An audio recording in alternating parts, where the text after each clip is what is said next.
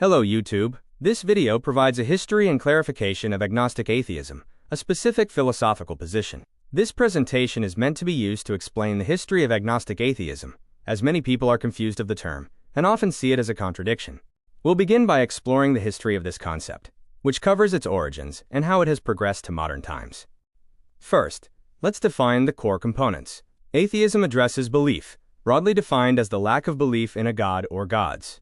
Agnosticism addresses knowledge, viewing the existence of God as unknown or unknowable. While the term agnostic atheist is modern, the underlying concepts of skepticism and non-belief have ancient roots.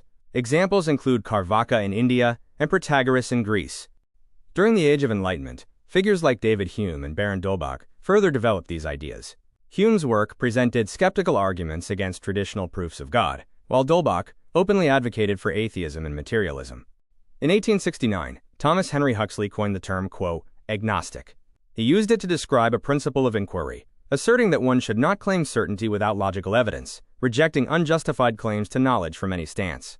Robert G. Ingersoll, known as the Great Agnostic, popularized the stance, I do not believe and I do not deny. I am an agnostic. This perfectly encapsulates the practical definition of agnostic atheism.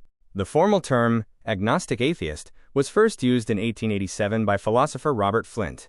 He defined it as someone who disbelieves in God, because the nature of human knowledge makes it impossible to know if God exists. Modern philosophical basis comes from Bertrand Russell's Russell's Teapot, illustrating the burden of proof, and Antony Flou's The Presumption of Atheism, arguing for atheism as a default position.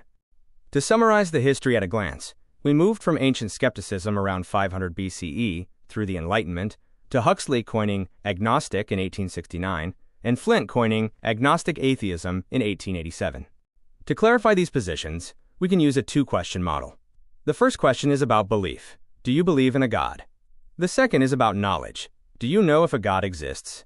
This model leads to four main positions: Gnostic theist, agnostic theist, Gnostic atheist, and agnostic atheist, each defined by their claims regarding belief and knowledge. Agnostic atheism is characterized by a lack of belief in any God, and no claim to certain knowledge of non-existence. It is a rejection of a claim, not a claim in itself. Atheism itself is an umbrella term. Negative atheism is simply the lack of belief, while positive atheism is the explicit assertion that no gods exist, similar to Gnostic atheism. Agnostic theism involves a positive belief in a God, but without claiming to know with certainty that this God exists. It's a position of faith, held without absolute empirical proof. This conceptual belief spectrum illustrates the varying degrees of certainty and belief across the different positions, from Gnostic theist to Gnostic atheist. Let's address some common misconceptions.